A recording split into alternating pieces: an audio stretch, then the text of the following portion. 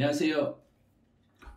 여러분들 이제 기출문제 하나씩 올라가니까 공부하시면서 예전에 기출문제가 이랬구나.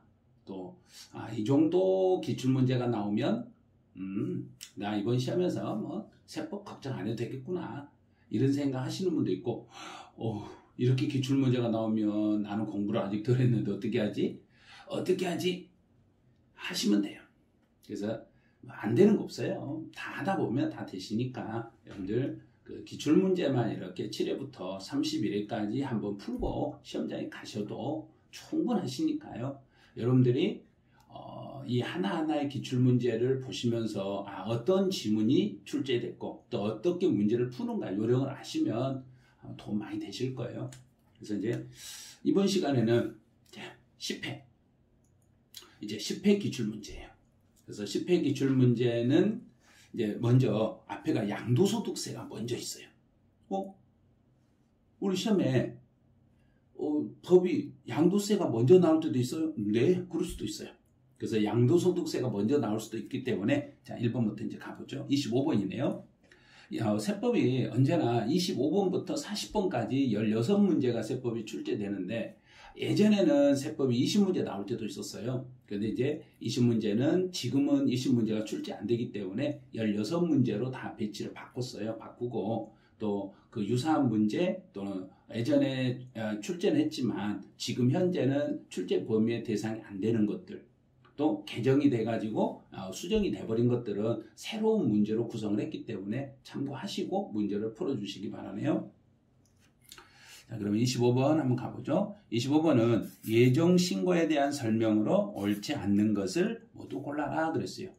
자, 예정신고 그러면 얼른 생각을 하세요. 예정신고는 1개월 단위로 하는 거예요.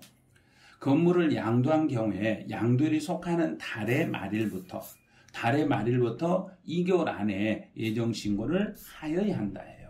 그래서 예정신고는 1개월 단위로 하니까 그 달 말일부터 2개월 안에 예정신고하는 거고 또 예정신고하지 않으면 반드시 해야 되는데 안 했기 때문에 이때는 정부가 가산세를 포함해가지고 세액을 결정하고 이를 서면으로 통지한다 이 말은 내가 해야 될 것을 하지 않았기 때문에 정부는 여기다 플러스 가산세를 포함해서 고지서가 발급되겠습니다. 이렇게 생각하시면 돼요. 또 예정신고하고 자진 납부하며 그럼 지금 예정신고는 할 수 있는 게 아니라 하여야 한다. 강제 규정이에요. 강제 규정이기 때문에 예정신고를 안 했을 때 벌칙으로 가산세를 받는 거고 예정신고를 하더라도 세액공제라는 이런 혜택은 받을 수가 없어요.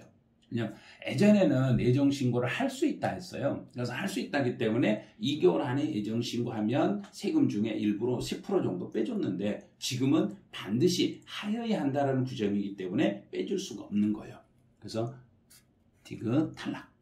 그래서 문제에서는 옳지 않는 것을 모두 골라라 그랬으니까 디귿이 들어간 걸 찾으시면 돼요. 이렇게 옳지 않는 걸 찾으라 했으니까. 그런데 기역, 니은은 여기는 아니죠요. 이거는 옳은 거니까. 그럼 답이 몇 번인지 금방 알아버리겠죠. 5번이 답이 되는 거예요.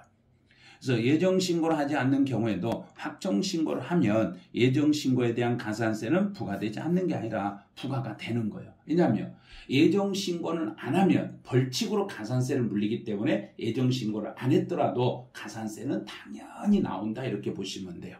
그럼 여기도 X. 그래서 옳지 않는 걸 찾으라는 거예요. 근데 혹시 문제를 풀다가 옳은 걸 찾으라는 데서 기역, 니은을 1번을 답으로 찍어버리거나 그러시면 안 돼요. 이런 경우 많거든요. 그래서 박스 문제를 풀 때는 다 처리해놓고 그 다음에 옳은 걸 찾아라 그랬는지 틀린 걸 찾아라 했는지 그걸 보시면서 문제를 풀어주시면 될 거예요. 그래서 25번은 정답이 5번이었네요. 이제 26번 가보죠. 26번은 양도소득세 계산에서 양도차익 계산에 대한 설명으로 옳지 않는 걸 찾아봐라 그랬어요. 자, 1번. 양도와 취득 시 실거래가가 있으면 실거래가로 계산을 해야 되는데 실거래가를 확인할 수 있는 경우 그랬네요. 실거래가 확인할 수 있으니까 당연히 실거래가로 가는 거예요. 만약에 이제 취득가액을 실거래가로 계산하면은 필요경비도 실제 필요경비로 적용을 해야 돼요. 그래서 자본적 지출이나 실제 필요경비, 실제 지출했던 양도할 때 직접 지출했던 그 비용을 필요경비로 계산해 주시면 돼요. 이제 취득 당시에 실거래가를 확인할 수 없는 경우는 추계 방법을 적용하는 거 알죠? 추계. 그러면 추계한다 그러면 얼른 생각하죠. 매, 감, 환, 기. 앞에 순서대로 매, 감, 오 순서 틀렸네. 매, 감, 환, 기 이렇게 순서로 가는 거예요. 그래서 매, 감, 환, 기 이렇게 순서를 잡으시면 돼요. 그다음 취득가액을 매매 사례가액으로 하는 경우에는 필요경비는 실제 필요경비도 갈 수는 있는데 정부에서 정한 필요경비 계산공제를 적용하는 게 원칙이에요. 그래서 필요경비 계산공제는 문제 지문을 봤더니 등기되는 토지네요. 그래서 등기가 되어 있는 토지는 취득 당시에 개별 공시지가의 3%를 인정을 해줘요. 그래서 취득 당시 개별 공시지가의 3%를 필요경비 계산공제로 인정이 돼요. 근데 5번처럼 양도가액을 기준시가를 했다. 그럼 당연히 취득가액도 기준시가를 하겠죠. 앞에가 기준시가면 끝에 뒤에도 따라서 기준시가 이렇게 하시면 돼요. 그래서 정답은 3번 이렇게 잡으시면 돼요. 자, 27번. 27번은 종부세 문제네요.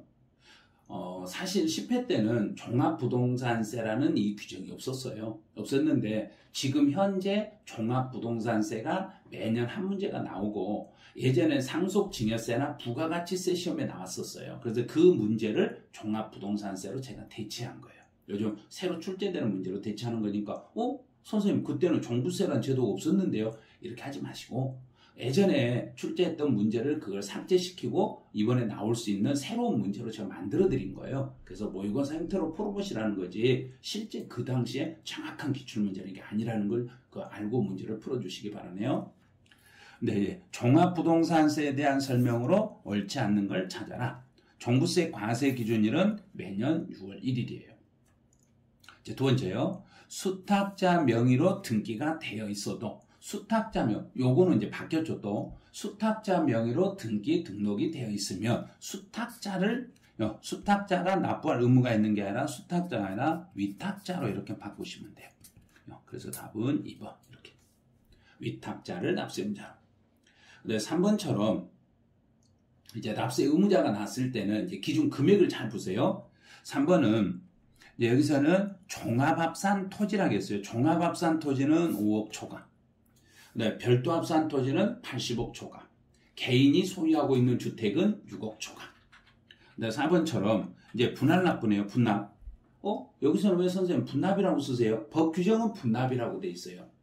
우리가 읽을 때는 분할납부로 하는데 종합부동산세 법에 보시면 거기는 분할납부가 아니라 그냥 분납이라고 돼 있어요. 그래도 우리 읽을 때는 그냥 분할납부라 읽으세요. 분할납부는 250만 원 초과 6개월 안에 분할해서 낼 수 있고 5번처럼 5번은 이제 정부에서 고지서를 발급할 때는 늦어도 납부 개시 5일 전 5일이라는 걸 주의하시라고 그랬죠. 개시 5일 전에는 고지서를 발급해 주시면 돼요. 이 정도는 풀 수 있겠죠. 자, 28번.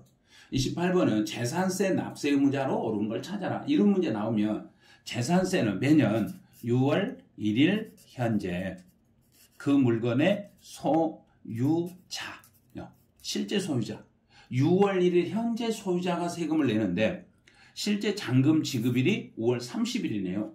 5월 30일이니까 6월 1일에 소유자는 새로 그 물건을 구입했던 매수자가 되는 거예요. 그럼 매수인이 을이네요. 그러면서 을 이렇게 되면 되죠. 왜냐하면 6월 1일 현재 소유자가 100%를 내는 거예요. 왜냐하면 6월 재산세나 종부세 같은 경우는 6월 1일 단 하루만 가지고 있어도 1년치 재산세와 1년치 종합부동산세를 다 내게 돼 있어요. 이제 29번으로 가보죠. 29번은 재산세에 대한 내용으로 틀린 거네요. 그럼 재산세 같은 경우는 거의 대부분이 언제 세금을 내는가 이런 걸 보셔야 돼요. 토지는 금액에 관계없이 그러면 9월 16일에서 30일. 주택인 경우는 주의하셔야 돼요. 주택은 위에 건물과 토지를 하나로 묶어서 재산세가 나오다 보니까 건물하고 토지를 하나로 묶어가지고 토탈로 계산하기 때문에 전체 세금 중에서 건물분 틀렸네요. 토지분 이렇게 하는 게 아니에요.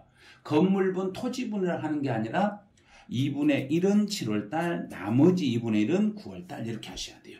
그래서 전체 세금 중에서 반절은 7월달, 반절은 9월달. 단 그 금액이 20만 원 이하가 됐을 때는 7월달에 한 번에 부가징수할 수 있어요. 그랬다는 거 아시죠?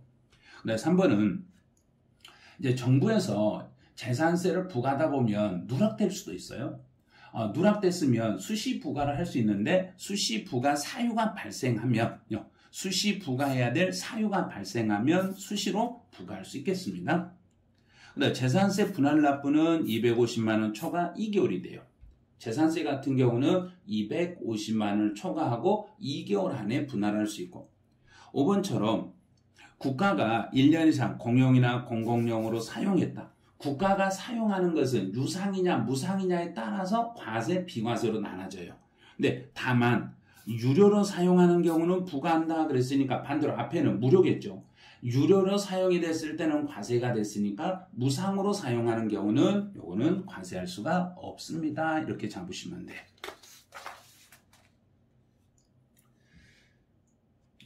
그럼 29번은 정답이 2번이라는 거 아시죠? 그 다음 30번. 취득세 세율 문제네요. 취득세 세율에 대한 문제예요. 그러면 1번 농지 상속이네요. 농지를 상속을 받았으며 2.3 맞았네? 1번이 바로 맞았네요. 두 번째 농지 이외를 매매했으면 4%. 개인이 증여를 받았을 때는 3.5%. 공유물의 분할은 2.3%. 원시로 취득했으니까 2.8%. 세율 저처럼 암기하셔야 돼요. 그 선생님이잖아요. 아니죠. 여러분들도 이제 전문 중개사님이 되실 거잖아요. 그래서 중개사님이 되시고 나중에 의뢰인들에게 이 세율 같은 경우는 바로 그 자리에서 직답을 하실 수 있으셔야 돼요. 그래서 세율은 시간이 날 때마다 암기를 하시고 지금 이 영상을 보시는 분들이 세율 암기를 안 했다. 그럼 시험 보기 직전이라면 반드시 이 세율은 암기하고 시험장에 들어가셔야 돼요. 그래서 30번은 1번이 되네요. 자, 31번. 31번은 취득세가 중과세 되는 것을 모두 골라라. 그럼 취득세 중과세는 4배짜리 중과세와 2배짜리 중과세가 있어요. 그래서 병원의 병실은 중과세하면 안 돼요. 그다음 우리 중과세 안 하는 거 3가지 쳤죠. 병원, 백화점, 그 다음에 은행. 그래서 병실, 백화점. 그럼 기역, 미음, 미음. 탈락시켰네요. 이렇게 탈락시켜놓고 보니까 답은 3번이네요. 선생님 이렇게 풀어도 되네요. 그렇죠. 그래서 중과세 안 되는 것은 우리가 도시에 사람이 많이 늘어나면은 원래 취득세는 2배로 중과세를 해야 되는데 도시에서 꼭 필요한 업종인 은행, 병원, 백화점 이 3가지는 중과세 대상에서 제외합니다. 그랬으니까 그걸 가지고 풀으시면 돼요. 과밀이라는 멘트가 나오면 2배로 중과세. 그다음에 별장은 4배로 중과세. 또 과밀. 그럼 과밀업체권역에서 법인의 본점으로 쓰는 주차타워도 여기도 2배로 중과세 이렇게. 그래서 31번은 3번 답이에요. 이제 32번. 양도소득세 계산 과정에 대한 설명을 옳은 거. 그럼 양도소득세 계산할 때 제일 위에서 순서대로 얼른 생각해서 순서. 양도 가액에서 출발을 해요. 양도 가액에서 출발을 해가지고 양도 차익. 그러면 양도 가액에서 취득 가액과 필요 경비를 빼요. 취득 가액과 필요 경비를 빼고 그다음 2번째로 양도 차익이 계산되면 양도 차익에서 장기보유 특별공제를 빼면 양도소득 금액. 양도소득 금액에서 양도소득 기본공제를 빼면 과세표준. 그럼 정답은 1번 이렇게 되는 거죠. 이제 33번으로 가보죠. 양도소득세에 대한 설명으로 틀린 걸 찾아봐라 그랬어요. 그래서 이제 첫 번째 1번은 무상으로 이전에 무상 양도는 양도 대상이 아닙니다. 그렇죠. 양도라는 것은 내가 이 물건을 누군가에게 넘기고 대가를 받으면 이걸 양도라고 그래요. 대가 관계가 있으면 양도라 하고 대가 관계가 없으면 징여라 하니까 무상인 경우는 양도가 아닙니다. 맞았네요. 자, 2번째. 파산 선고 처분한 자산에서 발생한 소득. 그럼 파산 선고 처분 여기까지는 양도로 보는 거예요. 양도로 보는 거죠. 거기서 발생한 소득은 비과세 대상입니다. 이렇게. 자, 3번째요. 주택과 딸린 토지의 2년 이상 보유 시 거주 여부에 관계없이 비과세 대상이 됩니다. 단서를 봤더니 취득 당시에 조정 대상 지역은 아니었네요. 취득 당시에 조정 대상 지역이 아니었기 때문에 2년 보유만 하시면 돼요. 그런데 대신에 여기서 고가주택을 포함하여 요게 틀렸어요. 고가주택은 실지 양도가액이 9억 원을 초과해버리면 9억을 초과해버리시면 비과세 요건을 충족을 하더라도 고가주택은 과세가 되기 때문에 고가주택도 비과세라는 말은 이건 잘못된 거예요. 이거 틀린 거예요. 그다음 4번은 양도가액에서 취득가액과 필요경비를 차감하면 양도차익이 계산되고 만약에 양도가액에서 취득가액과 필요경비를 뺐는데 마이너스가 나왔다. 그럼 그때는 양도차손이 될 수도 있어요. 그래서 양도차익 또는 양도차손 이렇게 써도 되고 그냥 양도가액에서 취득가액과 필요경비를 빼면은 양도차익입니다. 이렇게 하셔도 되고 그래요. 근데 등기된 부동산 임차권 그럼 우리나라 안에 있는 국내 자산을 양도한 것으로 가정해라 그랬으니까 우리나라에 있는 부동산 임차권은 반드시 등기가 되셔야 돼요. 등기된 부동산 임차권에 대해서만 양도 대상으로 잡겠습니다. 정답은 3번이었어요. 이제 34번 가보죠. 34번은 필요경비로 인정되지 않는 걸 찾아봐라. 그러면 요거는 예전에 7회 때 나왔던 문제하고 비슷한 문제예요. 그래서 본래 용도를 변경하기 위한 개조할 때는 망치질하죠. 그럼 이건 자본적 지출. 근데 원상회복이나 능률 유지를 지출한 이건 수익적 지출. 그래서 수익적 지출이기 때문에 2번이 답이 되는 거예요. 근데 양도소득세, 과세표준 신고서 작성 비용이나 계약서 작성 비용도 요것도 필요경비로 인정이 돼요. 양도할 때 직접 들어간 돈이니까. 그다음 방 확장. 우리 집에 방 확장 공사를 하면서 확장했더니 값어치가 올라간다. 그럼 값어치 올라가니까 당연히 자본적 지출로 필요경비로 인정이 되는 거죠. 그다음 매매계약에 따른 인도 업무를 이행하기 위해서 양도자가 지출한 명도 비용도 이것도 필요경비로 인정이 돼요. 그 정답은 2번이었어요. 35번 가보죠. 국외자산 양도에 대한 설명으로 틀린 거. 자, 1번. 국외자산은 거주자가 우리나라에 살고 있는 거주자 중에서도 5년 이상 주소나 거소를 둔 거주자에 한해서 납세물을 지고 국외자산을 3년 이상 보유하다. 외국에 있는 물건은 3년을 보유하든 10년을 보유하든 예를 들어서 한 20년을 보유하든 보유기간 상관하면 안 돼요. 국외자산을 양도했을 때는 몇 년을 보유했든지 간에 장기보유 특별공제는 받을 수 없습니다. 외국에 있는 물건은 못 받아요. 이제 장기보유 특별공제는 국내 자산으로서 3년 넘고 등기되어야만 장기보유 특별공제가 되고 외국에 있는 부동산은 장기보유 특별공제를 받을 수 없습니다. 그래요. 근데 국외자산을 양도해서 벌어들인 소득이 있으면 250만 원 기본공제는 받을 수 있어요. 근데 국외 부동산을 양도하는 경우에는 외국에 있는 부동산을 양도했을 때 미등기 상태로 팔아도 외국 것은 6에서 45%의 초과 누진세로 가요. 근데 5번처럼 외국에서 내가 물건을 팔고 외국에다 세금을 냈으면 그 세금을 우리나라에서 다시 빼주는 거예요. 국제적 이중과세 방지하기에서 빼주는데 세금으로 빼주는 방법이 있어요. 산출세에서 공제하는 방법이 있고 필요경비로 산입하는 방법이 있어요. 그러면 세금으로 공제를 받으려는지 필요경비로 공제를 받으려는지 그거는 본인이 선택하시면 돼요. 둘 중에 하나를 선택해서 나에게 유리한 대로 공제를 받으시면 돼요. 그래서 35번은 2번 이렇게 답을 찾으시면 돼요. 36번은 국내 소재 자산을 양도했을 때 장기보유 특별공제에 대한 설명으로 옳지 않는 걸 찾아라. 그럼 1번은 토지와 건물로서 등기되고 3년 이상인 것과 조합원 입주권인데 단 조합원으로부터 취득한 조합원 입주권은 제외하시고 두 번째요. 조정 대상 지역에 있는 1주택과 또 조합원 입주권을 각각 하나씩 그럼 2개네요. 그럼 주택을 2개 가진 사람이 조정 대상 지역에 있는 주택을 양도했을 때는 장기보유 특별공제를 받을 수 없습니다. 네, 미등기 70% 미등기니까 미등기에 대해서는 원칙적으로 장기보유 특별공제를 못 받습니다. 네 번째, 장기보유 특별공제는 양도 가액에다가 공제율을 곱하네요. 무슨 소리 하는 거예요? 양도 가액이 아니라 양도 차액이죠. 양도 차액에다가 양도 차익이죠. 양도 차익에다가 여기에다가 공제를 곱하는 거예요. 그럼 4번 틀렸네요. 왜냐하면 양도 가액에서 취득 가액과 필요 경비를 빼면 양도 차익이 나오죠. 그래서 그 양도 차익에다 거기에다가 공제를 곱하게 하셔야 돼요. 또 이제 4번, 5번처럼 보유기간을 계산할 때는 원칙은 취득일로부터 양도일까지 보유기간을 적용을 하는데 단 상속을 받았을 때는 일반적인 경우는 상속 개시일로부터 양도일까지 3년이 넘으셔야 돼요. 단 예외적으로 가업 상속 공제를 받았을 때는 그때만 예외적으로 피상속인이 취득한 날로부터 양도일까지 3년이 넘으면 그때는 장기보유 특별공제를 받을 수 있습니다. 그래요. 정답은 4번 이렇게 잡으시면 돼요. 37번은 양도소득세 세율에 대한 설명으로 옳지 않는 걸 찾아봐라 그랬어요. 세율하고 관련된 거.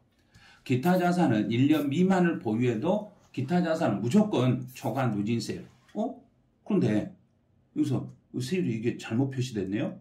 6에서 45%의 8단계 초과 누진세예요. 이거는 지금 문제가 예전의 문제인데 이번에 법이 개정이 됐기 때문에 개정된 세율로 바꿔야 되겠네요. 6에서 45%의 8단계 세율. 6에서 45%의 8단계 초과 누진세래요. 그다음에 미등기 부동산에 대해서는 70%. 등기되고 건물이고 1년 6개월이네요. 등기되고 건물이고 1년 6개월이면 이 경우는 40%. 1년에 10년 사이니까. 등기되고 비사업용의 토지고 2년 이상이면 일반적인 세율의 10% 할증이니까 16에서 55%. 부동산에 관한 권리를 1년 미만 보유하고 1년 미만 보유했다. 그럼 부동산에 관한 권리는 토지 건물로 보는 거예요. 그래서 1년이 안 됐을 때는 50% 세율로 이렇게 가는 거예요. 그래서 정답은 5번 이렇게 잡으시면 돼요. 5번을 정답으로 하시면 되겠네요. 이제 38번은 재산세 부과될 수 있는 재산세, 여기서는 주의할 게 변기된 게 아니에요. 부가세예요. 재산세 부과되는 건 지방교육세 딱 하나 있어요. 잘못해서 기업 디귿에서 5번을 답으로 체크하시면 안 돼요. 왜냐하면 지역자원시설세는 변기세가 되고 지방교육세는 부가세가 되는 이렇게 되는 거예요. 그래서 재산세 부과되는 걸 찾아라 그랬으니까 1번 기업 1번만 정답으로 잡으시면 돼요. 39번이네요. 등록면허세에 대한 설명으로 옳은 걸 찾아봐라 그랬어요. 그럼 등록면허세에서는 증여로 취득했을 때는 여기는 증여는 1.5 1000분의 15 상속이었을 때는 0.8 1000분의 8 경매신청 가압류 가처분 경매신청 가압류 가처분은 채권 금액에 부동산 가격이 아니라 여기는 채권 금액이에요. 채권 금액의 0.2% 0.2는 맞는데 앞에 채권 금액이 잘못되어 있어요. 네, 저당권은 채권 맞네요. 채권 금액의 0.2 임차권은 임차 보증금이 아니라 월 임대차 금액의 0.2 그러면 정답은 39번은 4번 이렇게 하면 되겠네요. 지상권은 채권 금액의 0.2니까 그래서 정답은 4번. 자, 이제 40번 문제네요. 소득세, 부동산 임대로 인하여 발생하는 소득, 임대하고 관련된 거, 임대소득은 이걸 찾을 때 어떻게 찾냐면요. 이제 1번처럼 이렇게 공익사업하고 관련된 지상권의 대여가 나오면 부동산 임대에서 발생한 소득에서 제외하고 기타 소득으로 가는 거예요. 이건 기타 소득으로 갑니다. 두 번째로 부동산 임대에서 발생한 소득은 사업소득이고 주거용 건물에서 발생한 결손금 그러면 주택을 임대해서 발생한 결손금은 다른 종합소득 금액과 통산할 수 있다. 공제할 수 있다. 근데 상가를 임대하고 발생한 결손금은 통산이 불가능합니다. 그래요. 네, 4번은 이제 해당 과세기간에 주거용 건물 임대에서 발생한 수익금액 합계가 2천만 원 이하다. 그러면 주택을 임대하고 1년 동안 벌어들인 게 2천만 원 이하가 됐을 때는 종합과세로 가든지 아니면 분리과세를 선택하든지 본인이 선택을 하시면 돼요. 유리할 대로. 그래서 종합과세와 분리과세 중에 하나를 선택하시면 됩니다. 그다음 5번처럼 이제 분리과세를 선택할 때 필요 경비를 50% 필요 경비를 인정을 받았으면 추가로 공제하는 게 400이 아니라 200만 원만 추가로 빼줘요. 그래서 50%는 200만 원을 빼주고 만약에 필요 경비가 60% 필요 경비를 인정을 받았을 때는 400을 빼줘요. 그래서 여기는 400이라 했으니까 5번 요게 틀렸어요. 이제 여기까지 해서 10회 기출문제 해설을 마치는데 기출문제를 풀어보면 지금 나오는 문제들이나 지금 수준이 거의 비슷해요. 과거의 문제, 지금이 32회 시험이잖아요. 32회 시험을 대비하고 있는데 예전에 10회 때 나왔던 거, 그러면 대략 한 20년 전에 나왔던 거잖아요. 그 문제나 지금 문제나 그때 당시의 문제는 그 당시 때 문제로 해서 무지 어려웠던 문제들이에요. 또 지금은 지금 현재 수준에서 봤을 때 어려웠던 문제가 되는 거고. 그래서 기존에 있던 문제가 이제 개정이 된 것을 최근에 개정된 지문으로 바꾸다 보니까 바꿔놓고 보니까 옛날 지문이나 지금 출제하는 지문이나 수준이 똑같아져 버리네. 그럼 공부는 예전에 공부해서 합격하신 분이나 지금 공부해서 합격하신 분이 실력 차이는 거의 없었다는 이야기예요. 거의 비슷비슷하다는 이야기예요. 그래서 범위가 지금은 약간 더 이제 출제 범위가 늘어나가지고 출제하는 것 뿐이지 기존에 나왔던 문제 유형이나 지금 문제 출제되는 유형이나 거의 비슷하다는 거 꼭 알아두시기 바라네요. 여러분들 지금 기출문제 이렇게 보니까 할만하죠? 할만하시고 선생님 덕분에 이제 기출문제 하나씩 전부 다 풀어가고 있으니까 이거 도움되네요. 도움되면 자 좋아요. 또 구독 또 많은 분들이 홍보해 주시고 나만 이용하지 마시고 같이 공부하시는 분들 모든 분들이 우리 송은세법 튜브에서 기출문제 해설 강의를 들어보시고 여러분들의 실력을 업 시킬 수 있도록 이렇게 하시기 바라네요. 자, 그러면 10회 해설 강의는 여기서 마치죠. 안녕.